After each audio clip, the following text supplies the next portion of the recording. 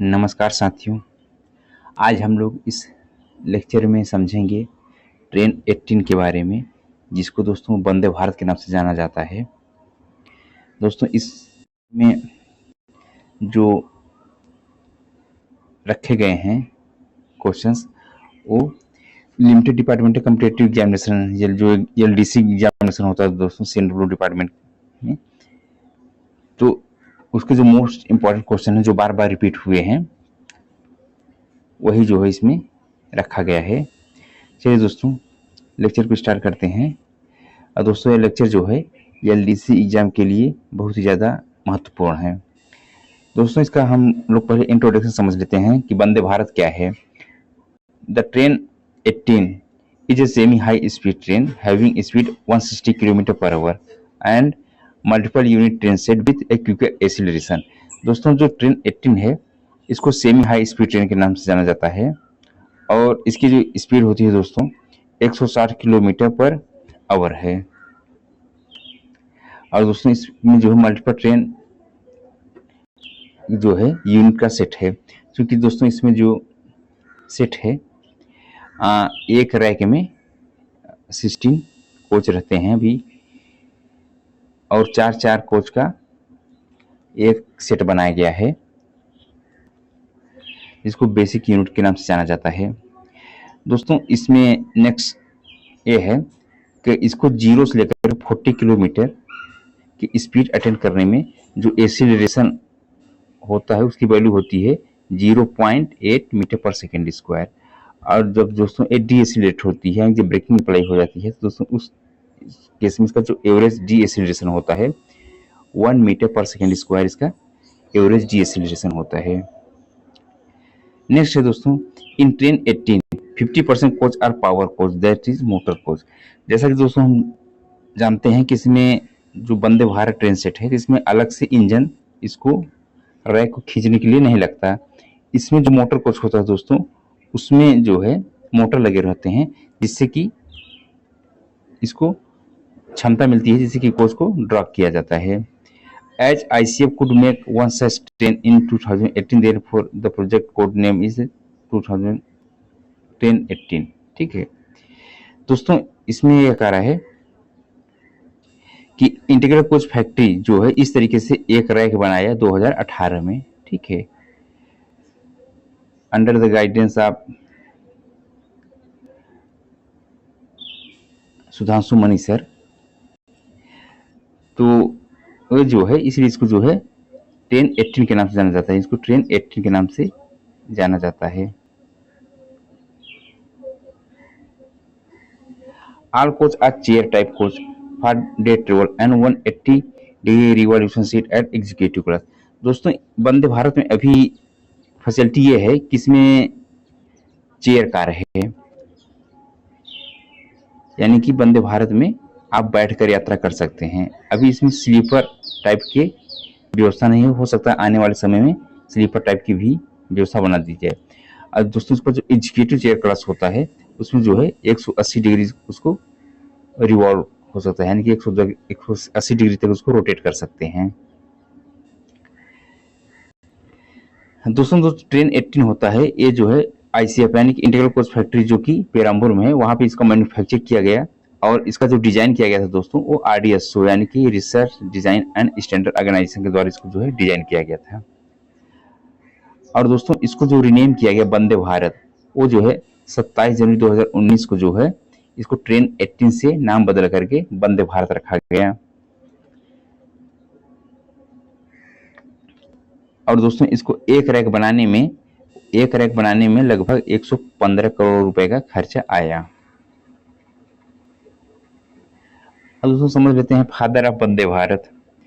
जैसा कि हम लोग जानते हैं दोस्तों तो जो सुधांशु मनी सर हैं ये जो हैं ये जनरल मैनेजर थे उस समय इंडियन रेलवे यानी कि Indian coach factory Perambur Chennai में। ठीक है, इन्हीं के गाइडेंस में ये जो वंदे भारत ट्रेन पहली बनाई गई थी। ठीक है ना, इन्हीं को जो है फादर ऑफ वंदे भारत के नाम से जाना जाता है। He lead the team that developed in India first semi-high speed self-propelled train original name as 1018 which was later renamed as Vande Bharat Express. यानी कि दोस्तों इनके ही अंडर में जो है इंडिया की first semi high speed train जो कि सेल्फ प्रपोर्ट ट्रेन होती है, जिसको कि ओरिजिनली यानी कि शुरू में उसको ट्रेन 18 के नाम से जाना जाता था, अब जो है रीनेम कर दिया गया 27 जनवरी 2019 से, अब उसको वंदे भारत के नाम से जाना जाता है। His vision and leadership were crucial in bringing this indigenous train for concept for reality within a tight 18-month time frame। दोस्तों जो वंदे भारत ट्रेन थी, इनके लीडरशिप में यानी कि सुधांशु मणि सर के लीडरशिप में ये जो है इंडिजीनियसली यानी कि भारत में ही यानी स्वदेश में ही निर्मित ट्रेन है। और दोस्तों ये जो ट्रेन का जो रैक बन पूरा तैयार हुआ था यानी कि 16 कोच का पूरा रैक, ये जो है 18 मंथ के जो टाइम फ्रेम था उसी के अंदर में ही डेवलप कर लिया गया था, ठीक है। और 2018 में इसको बनाकर तैयार कर दिया गया था, इसलिए इसको ट्रेन 18 के नाम से जाना जाता था। बाद में जो है 27 जनवरी 2019 को इसको रीनेम किया गया और इसको वंदे भारत के नाम से जाना जाता है। दोस्तों इसमें जितने भी क्वेश्चंस इस तरीके से पॉइंट हैं वो बहुत ही इंपॉर्टेंट हैं, खासकर लिमिटेड डिपार्टमेंटल कॉम्पिटिटिव एग्जामिनेशन के लिए। अब दोस्तों इसके स्पेशल फीचर्स समझ लेते हैं। पहली बात ये जो है सेमी हाई स्पीड ट्रेन के नाम से जाना जाता है।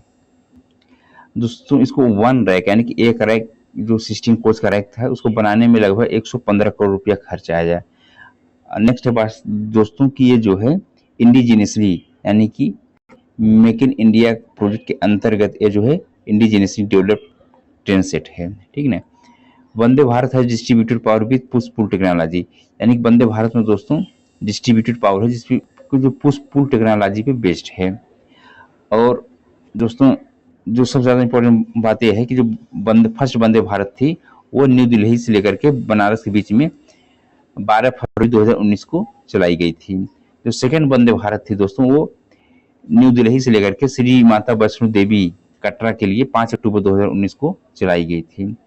जो दोस्तों थर्ड वंदे भारत थी वह जो है गांधीनगर और मुंबई के बीच में चलाई गई थी। इस तरीके से दोस्तों अब वर्तमान में लगभग जो है सबसे ज़्यादा वंदे भारत चल रही हैं। आने वाले समय में वंदे भारत के जो वंदे भारत ट्रेन है उसको और बढ़ाया जाएगा, इसका मतलब संख्या और बढ़ाए जाने का प्राविधान है। और दोस्तों इसके जो टोटल नंबर ऑफ कोच यानी कि एक रैक में टोटल जो है 16 कोच होते हैं, जिसमें कि 8 मोटर कोच होता है, 4 टेलर कोच होता है, 2 ड्राइविंग टेलर कोच होता है और 2 नॉन ड्राइविंग टेलर कोच है। या दोस्तों कोच भी कर सकते हैं या कार भी कर सकते हैं, जैसे motor car, trailer car, driving trailer car, non driving trailer car, ठीक है ना। और दोस्तों सभी जो एक कोचेज होते हैं सब में चेयर कार, अभी वर्तमान में जितने भी कोचेज हैं सब में जो है चेयर कार है, यानी कि आप बैठकर यात्रा कर सकते हैं। अब दोस्तों इसके समझ लेते हैं कि चूंकि अब बन के जब वंदे भारत तैयार हो गया तो इसको जो है दोस्तों मेंटेनेंस की जरूरत पड़ती है, ठीक ना। तो उसमें जैसे कि एलएसबी कोच, आईसीएफ कोच में मेंटेनेंस का शेड्यूल है D1, D2, D3 और SS1, SS2, SS3। इसी तरीके से दोस्तों इसमें भी जो है एक मेंटेनेंस का शेड्यूल बनाया गया है। तो जैसे दोस्तों इसमें जो पहला होता है ट्रिप शेड्यूल, तो दोस्तों जो ट्रिप शेड्यूल होता है वो 5000 किलोमीटर अगर चल जाती है तो इसका जो है ट्रिप शेड्यूल किया जाता है। और दोस्तों जो ट्रिप शेड्यूल का टाइम ड्यूरेशन है कि आप जो है 4 घंटे में इसका मेंटेनेंस देख रहे हैं, यानी कि टाइम ड्यूरेशन भी कभी कभी एग्जाम में पूछ लेता है कि जो ट्रिप शेड्यूल होता है जो कि 5000 किलोमीटर चलने के बाद किया जाता है तो वो कितने समय टाइम फ्रेम कर लेते हैं, तो वो जो है 4 घंटे के अंदर इसको कर लेना पड़ेगा, ठीक है। इसी तरीके दोस्तों नेक्स्ट है मंथली शेड्यूल। तो मंथली शेड्यूल जो होता है दोस्तों 30 डे +-2, यानी कि 30 +-2 डे में इसका जो है मंथली शेड्यूल होता है और इसको जो है 6 घंटे में किया जाना चाहिए। जो क्वार्टरली शेड्यूल होता है दोस्तों वह 90 दिन, ठीक है, यानी कि 90 दिन +-3 डे, में किया जाना चाहिए, ठीक है। और इसको जो है 8 घंटे में इसको क्वार्टरली शेड्यूल को कर लेना चाहिए, ठीक है। तो दोस्तों 9 मंथली शेड्यूल होता है वो 270 प्लस माइनस 3 डे, और इसको जो है 1 दिन टाइम लग जाता है, पूरा 1 डे टाइम लगता है 9 मंथली शेड्यूल करने में। इसी तरीके से दोस्तों सॉफ्ट शेड्यूल 1 जो होता है 18 मंथ प्लस माइनस 5 डे में किया जाता है, ठीक है। सॉफ्ट शेड्यूल 2 जो होता है ये 36 मंथ प्लस माइनस 5 डे में किया जाता है, और सॉफ्ट शेड्यूल जो 3 होता है ये 72 मंथ प्लस माइनस 5 डे यानी कि 72 मंथ प्लस माइनस 5 डे में किया जाता है SS3, ठीक ना। और दोस्तों जितने भी सॉफ्ट शेड्यूल होते हैं, चाहे SS1 हो, SS2 हो, SS3 हो, जब इसको किया जाता है तो लगभग इसमें 15 से 20 दिन टाइम जो है वो लगता है, यानी कि पूरा टाइम सॉफ्ट शेड्यूल को कंप्लीट करने में 15 से 20 दिन का टाइम लगता है। अब दोस्तों हम समझ लेते हैं ब्रेकिंग के बारे में। जैसा कि दोस्तों हम लोग समझते हैं जो LHB कोच होता है तो उसमें axle mounted disc brake system होता है, ठीक है। और दोस्तों वंदे भारत ट्रेन में जो होता है wheel mounted disc brake system, यानी कि जो डिस्क ब्रेक है वो व्हील पे माउंटेड होता है, ठीक है। तो यानी कि जब ब्रेकिंग अप्लाई करते हैं तो वो व्हील पे जो है इसका जो है डिस्क ब्रेक सिस्टम माउंटेड होता है, इसलिए इसको बोलते हैं wheel mounted disc brake system, ठीक है। बाकी इसके ब्रेकिंग के प्रकार कई प्रकार के होते हैं दोस्तों, लगभग 4 प्रकार के होते हैं, उसको हम बाद में आगे समझेंगे इसी लेक्चर में। और दोस्तों ये जो जैसे कि सभी ट्रेन जो रन करती हैं ब्रॉड गेज पे करती हैं ज़्यादातर, ठीक है। तो 1676 mm जो है जो चौड़ाई होती है रेल की पटरी की, ठीक है, तो उस पर रन करती है, यानी कि इसका जो किस पे रन करती है ब्रॉड गेज पे। जैसे कि गेज जो है दोस्तों broad gauge, narrow gauge, metre gauge, line narrow gauge होते हैं, तो उस तरीके से ये ब्रॉड गेज पे रन करती है। अब दोस्तों को समझ लेते हैं स्पीड के बारे में। दोस्तों इसमें जो स्पीड है जब इसको टेस्टेड किया गया था, ट्रायल किया गया था, तो 183 किलोमीटर पर आवर पे इसको ट्रायल किया गया था। कभी कभी जो है पेपर में 180 किलोमीटर भी दिया रहता है, आप इस पर कंफ्यूजन मत, अगर 183 नहीं है तो आप 180 पे क्लिक मार सकते हैं, इसको टिक कर सकते हैं, ठीक है ना। और दोस्तों इसका जो मैक्सिमम ऑपरेशन स्पीड होता है 160 किलोमीटर प्रति घंटा है, ठीक ना। बट इसको जो है इस पे 160 किलोमीटर प्रति घंटा पे चलाते नहीं, जो इसका सर्विसेबल स्पीड होता है लगभग दोस्तों 130 किलोमीटर प्रति घंटा है, ठीक है ना। क्योंकि अपने यहाँ भी रेलवे ट्रैक इतना अच्छा नहीं है कि जो है इसको 160 किलोमीटर प्रति घंटे की स्पीड पे चलाया जा सके। इसी तरीके दोस्तों जो LHB का मैक्सिमम स्पीड होता है वो भी 160 किलोमीटर प्रति घंटा होता है, बट उसको अपग्रेड करके 200 किलोमीटर प्रति घंटा तक चलाया जा सकता है, ठीक ना। बट वो भी LHB भी 160 किलोमीटर प्रति घंटा पे नहीं चलाया जाता, क्योंकि ये जो अपने यहाँ भी जो ट्रैक है इतना मतलब दुरुस्त नहीं है कि इसको 160 किलोमीटर प्रति घंटे पे चलाया जा सके। इसी तरीके दोस्तों वंदे भारत को भी अभी जो है 130 किलोमीटर प्रति घंटा, यानी जो सर्विस स्पीड है इसकी वर्तमान में 130 किलोमीटर प्रति घंटा प्रति घंटे पे चलाई जाती है, ठीक ना। जब ट्रैक अच्छे हो जाएंगे तो फिर इसको 160 किलोमीटर पे चलाया जा सकता है, ठीक है। स्पीड रिस्ट्रिक्शन में प्राइमरी आउटर या इनर क्वाइल स्प्रिंग ब्रोकन। दोस्तों देखिए प्राइमरी आउटर या आउटर जो स्प्रिंग होती है, ठीक ना, उसमें आउटर स्प्रिंग होती है, इनर स्प्रिंग होती है, उसमें से अगर कोई ब्रोकन हो जाए तो उसमें फिर स्पीड रिस्ट्रिक्शन हो जाता है और उसको फिर जो है 95 किलोमीटर प्रति घंटे की स्पीड पे चलती है, जिस तरीके से LHB कोचेस का होता है, ठीक है ना। अब दोस्तों नेक्स्ट समझ लेते हैं लेंथ ऑफ कार बॉडी। तो दोस्तों इसका जो कार बॉडी की लेंथ होती है वो 24,000 mm होती है। इसकी जो विड्थ होती है दोस्तों वो 3240 mm होती है। और हाइट फ्रॉम रेल लेवल जो है, यानी कि रेल लेवल की जो ऊंचाई होती है 4140 mm होता है। डिस्टेंस बिटवीन सेंटर पीरियड, यानी कि एक सेंटर पीरियड से दूसरे सेंटर पीरियड के बीच में जो डिस्टेंस होती है 14,900 mm, यानी कि जो LHB का होता है सेम इसमें भी है, ठीक है ना। मैक्सिमम ब्रेक प्रेशर, यानी कि brake cylinder pressure during the auto emergency braking through brake controller. तो दोस्तों जो मैक्सिमम ब्रेक सिलेंडर प्रेशर जाता है, ठीक है ना, ऑटो इमरजेंसी ब्रेकिंग एप्लीकेशन के दौरान वो 4.1 kg पर सेंटीमीटर स्क्वायर जाता है। यही चीज अगर LHB में पूछा जाए तो LHB में जो दोस्तों BC प्रेशर जाता है वो जाता है 3 ± 0.1, ठीक है। और ICF में जो जाता है 3.8 kg पर सेंटीमीटर स्क्वायर का प्रेशर ICF में जाता है, ठीक है ना। बट वंदे भारत में 4.1 kg पर सेंटीमीटर स्क्वायर का प्रेशर जाता है, ठीक है ना। दोस्तों इसमें राइडिंग इंडेक्स जो है थोड़ा सा इसमें देखिएगा कि 3.26 है। देखिए इसमें इतना मॉडिफिकेशन होने के बावजूद भी राइडिंग इंडेक्स 3.26 है, ठीक है। जबकि LHB में हमारा जो LHB में राइडिंग इंडेक्स है वो 2.5 से लेकर के 2.75 होता है, ठीक है ना। और आईसीएफ में जो होता है 3.8 होता है राइडिंग इंडेक्स, ठीक है ना। एक्सल डायमीटर जो होता है दोस्तों, देखिए जो मोटर कोच होता है उसका एक्सल डायमीटर थोड़ा ज्यादा होता है, 179 mm का होता है, क्योंकि उसमें जो है मोटर लगे रहते हैं रैक को खींचने के लिए, ठीक है ना। और टेलर कोच का जो डायमीटर होता है 160 mm होता है, यानी कि मोटर कोच का जो डायमीटर होता है एक्सल डायमीटर वो 179 mm यानी कि सबसे ज्यादा होता है। बाकी टेलर कोच डीटीसी और एनडीटीसी का सबका 160 मिलीमीटर होता है, ठीक है ना।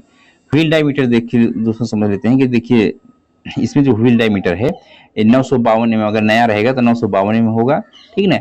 और इसको जो कंडम करते हैं 877 mm पे क्या करते हैं, कंडम कर देते हैं, ठीक है ना।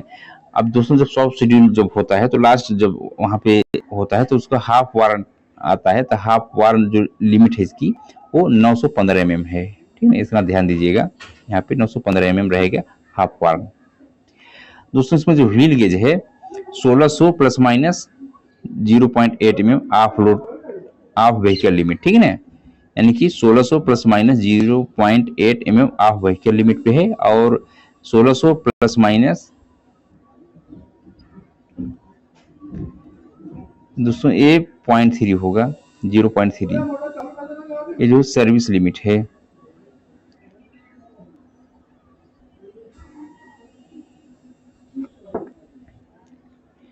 चलिए दोस्तों इसको कन्फर्म करके बताएंगे 1600 प्लस माइनस 3 है क्या प्लस माइनस 0.3 है। अब दोस्तों इसको देख लेते हैं number of traction motor in motor car. तो दोस्तों जो ट्रैक्शन मोटर होता है तो वो 4 की संख्या में होता है, ठीक है।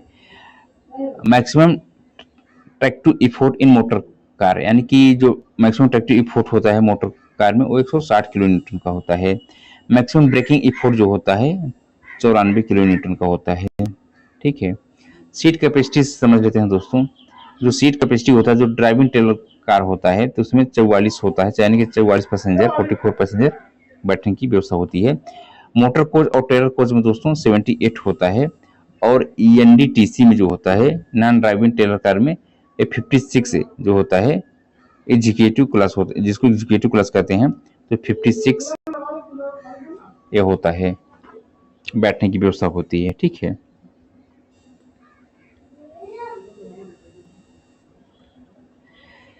अब दोस्तों कपलर समझ लेते हैं। तो जो दोस्तों एक कोच को दूसरे कोच से कनेक्ट करने के लिए जो व्यवस्था उसको कपलर कहते हैं। जैसे कि एलएचबी कोच में सीबीसी होती है, सेंटर बफर कपलर, और आईसीएफ कोच में स्क्रू कपलिंग होती है। तो इसमें दोस्तों जो कपलिंग होती है सेमी परमानेंट कपलर होता है, कि जो अभी डेलनार कंपनी होती है उसके द्वारा मैन्युफैक्चर किया जाता है, यानी कि सेमी परमानेंट कपलर होता है वंदे भारत में, ठीक है ना।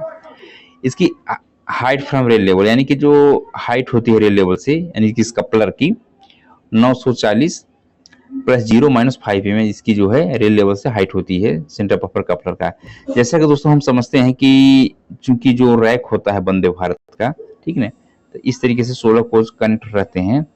तो चूंकि जो ड्राइविंग टेलर कोच होता है दोस्तों, दोनों साइड जो लास्ट में कोच बने रहते हैं ड्राइविंग टेलर कोच, इस तरीके से 16 कोच का रैक रहता है। तो जैसे मान लीजिए दोस्तों की जो ड्राइविंग टेलर कोच, जैसे मान लीजिए ड्राइविंग टेलर कोच है, ठीक है, डीटीसी है, तो इधर जो दोस्तों बना रहेगा इधर सीबीसी होता है। बाय द वे मान लीजिए कि किसी भी वजह से अगर इसका पावर फेल हो जा रहा है तो इसको इंजन लगा करके इसको खींचा जा सके। तो दोस्तों जब सीबीसी लगेगी तो जो सीबीसी की हाइट होती है मैक्सिमम 1105 mm, मिनिमम इसका जो है 10 में, यानी कि 1105 प्लस 0-10 mm ये जो होता है ड्राइविंग टेलर कोच में, यानी कि डीटीसी, यानी कि जो ड्राइवर साइड होता है। यानी कि डीटीसी में देखिए दोस्तों जैसे ड्राइवर साइड होता है, ठीक है ना, जिससे मान लीजिए इधर ड्राइवर बैठते हैं, ठीक है ना, तो ड्राइवर साइड में सीबीसी लगी होती है, सेंटर बफर कपलर लगा रहता है, जो कि एएआर यानी कि association of American rail road high tensile centre buffer coupler लगा होता है, जिसकी हाइट जो होता है 1105 प्लस 0-10 mm होता है, ठीक है, जो कि ड्राइवर साइड में लगा रहता है,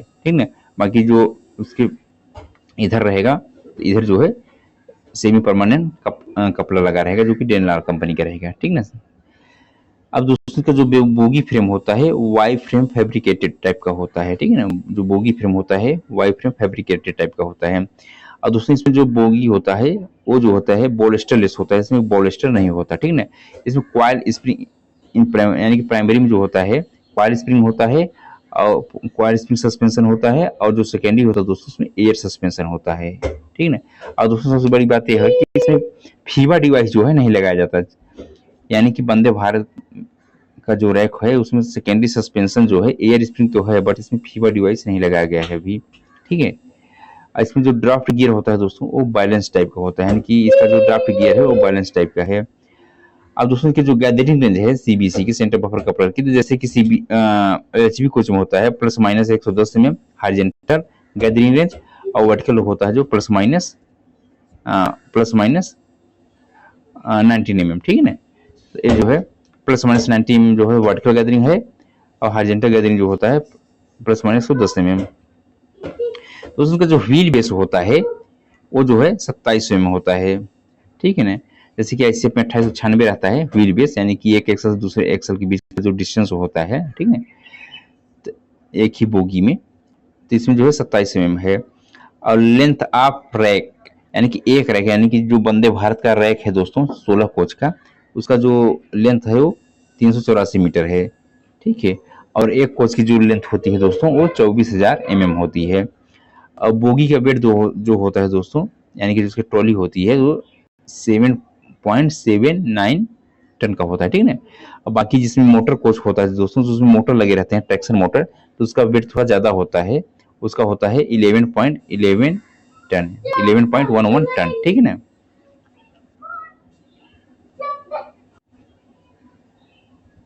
एयर स्प्रिंग की हाइट जो होती है दोस्तों 300 + 5 - 0 mm होती है, जबकि एलसीबी कोच में दोस्तों होती है 289 mm मिनिमम और 294 में मैक्सिमम होती है, ठीक है ना। जो जनरल डिस्टेंस होता है दोस्तों एक ही एक्सल पे जो जनरल का डिस्टेंस होता है वो 2260 mm होता है। अब दोस्तों को ये समझ लेते हैं कि जो side wall, roof and end wall member made of ferritic stainless steel, ठीक है ना। और जो दोस्तों रूफ सेट होता है, जो रूफ सीट होता है वो ऑस्टेनेटिक स्टेनलेस स्टील, जिसकी थिकनेस जो होती है 1.25 mm थिकनेस की बनी होती है, ठीक है ना। थिकनेस ऑफ साइड वॉल जो होता है दोस्तों वो 3 mm का होता है, ठीक है ना। और जो सोल बार का थिकनेस होता है दोस्तों वो 6 mm का होता है। और अंडर फ्रेम जो होता है दोस्तों IRSM यानी कि कॉर्टीन स्टील का बना होता है। डोर सिस्टम समझ लेते हैं दोस्तों, इसमें जो होता है दोस्तों automatic single leaf plug door system होता है with retractable sliding foot step, ठीक है ना, ये इसका डोर सिस्टम है। और डोर का ऑपरेटिंग मतलब कि ऑपरेटिंग टाइम जो होता है दोस्तों 3 to 5 सेकेंड, यानी कि ऑटोमेटिक जो खुलता और बंद होता है तो 3 से 5 सेकेंड का टाइम में वो खुलता और बंद हो जाता है, ठीक है ना। Number of automatic sliding plug door fitted in executive chair car, तो उसमें दोस्तों 4 की संख्या में होता है। Number of automatic sliding plug door fitted in DTC यानी कि ड्राइविंग टेलर कोच में जो होता है उसमें भी 4 होते हैं, ठीक है। Power supply for automatic sliding plug door, यानी कि जो ऑटोमेटिक स्लाइडिंग प्लग डोर होता है तो जो पावर सप्लाई किया जाता है 110 वोल्ट DC सप्लाई किया जाता है, ठीक है ना। Gap between the gear box surface height from rail level, तो दोस्तों इसका जो होता है ये 140.5 mm का एक गैप होता है, ठीक है। अब दोस्तों समझ लेते हैं वंदे भारत का जो रैक है, चूंकि दोस्तों हम जानते हैं कि इसमें जो है 16 कार का यानी कि 16 कोच का रैक बनाया गया है, जिसमें कि 4 बेसिक यूनिट होता है, जिसमें कि इंड बेसिक यूनिट होता है, फिर मिडिल बेसिक यूनिट 2 होते हैं, फिर इंड बेसिक यूनिट, यानी कि 2 इंड बेसिक यूनिट हो गए और दो जो इसमें इंड बेसिक यूनिट हो गए, ठीक है ना, इस तरीके से। अब देखिए दोस्तों जो इंड बेसिक यूनिट होता है उसमें driving trailer car, motor car, trailer car और मोटर कार होते हैं, ठीक है ना।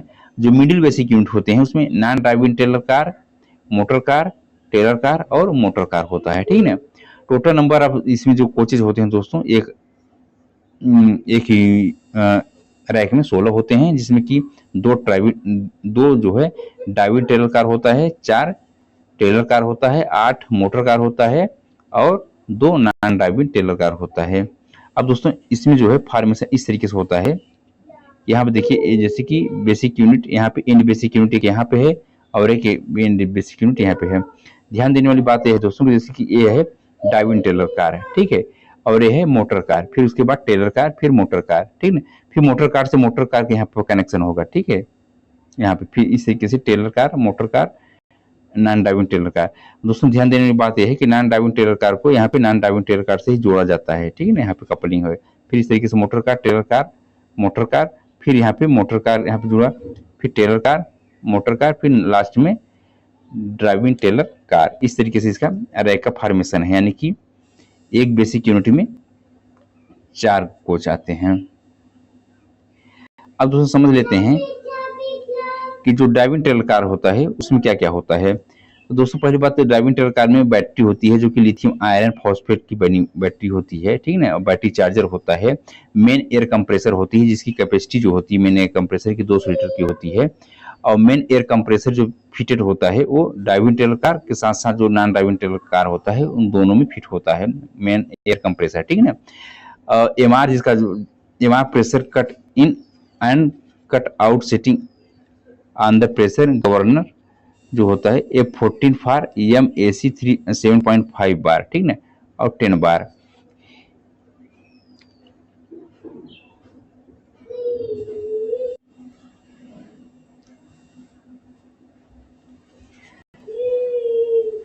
अब दोस्तों समझ लेते हैं कि मोटर कार में क्या क्या होता है। तो देखिए दोस्तों जो मोटर कार होता है उसमें लाइन ट्रैक्शन कन्वर्टर होता है,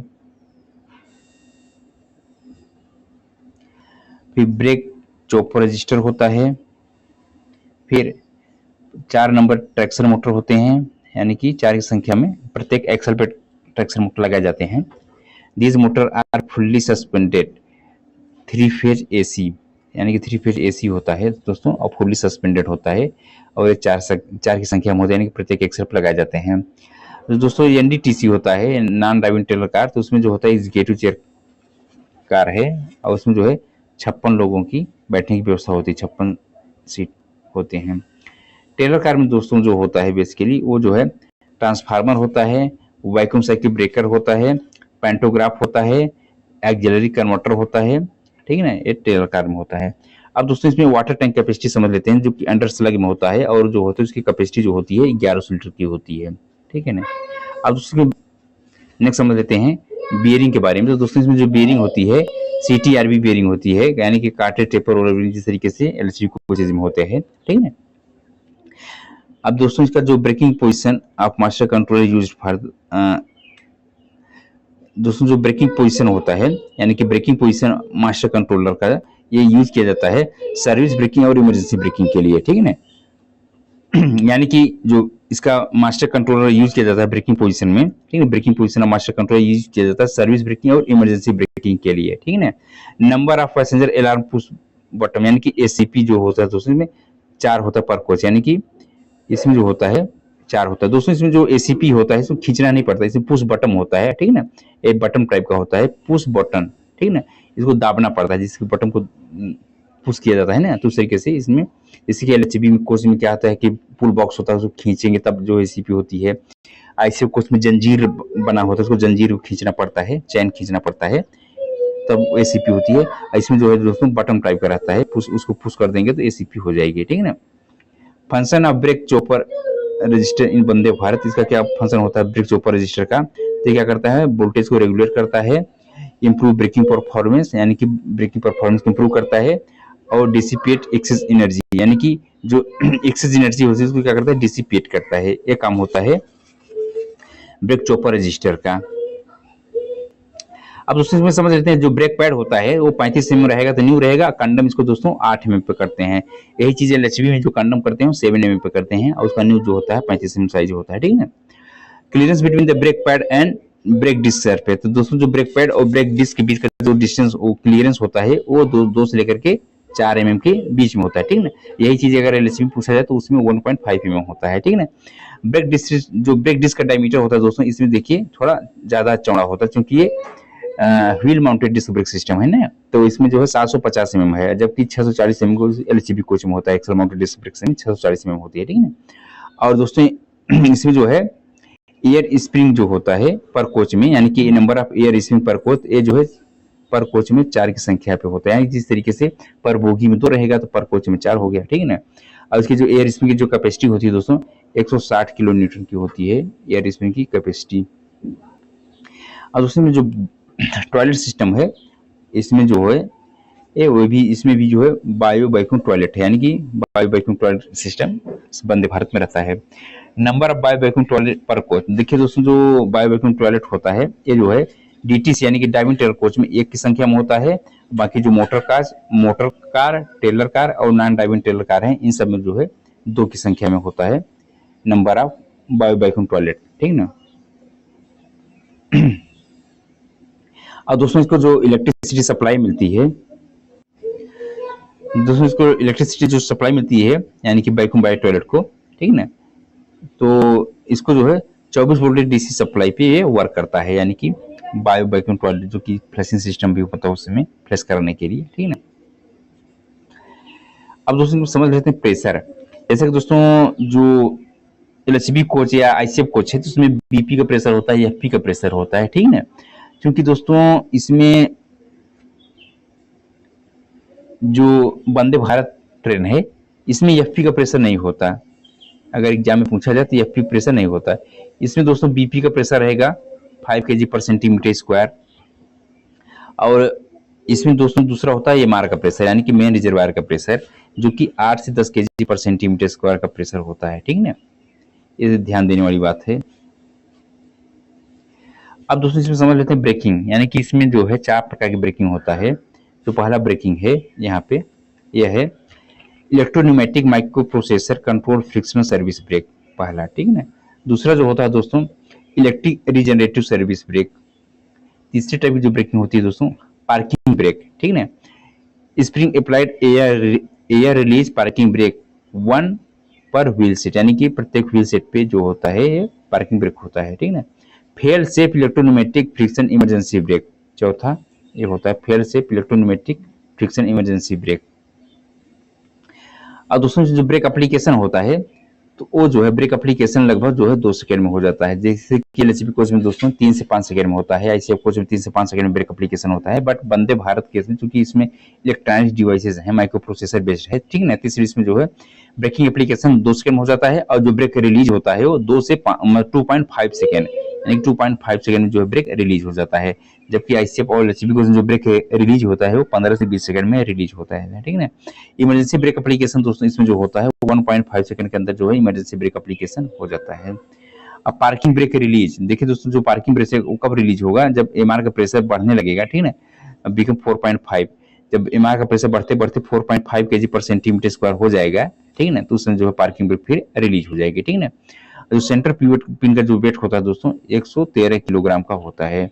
और दोस्तों इसमें जो नॉर्मल सप्लाई वोल्टेज मिलती है ओवरहेड इक्विपमेंट को वो 25 kilo volt 50 hertz single phase AC supply मिलती है जिसपे कि ये वर्क करता है, ठीक है ना।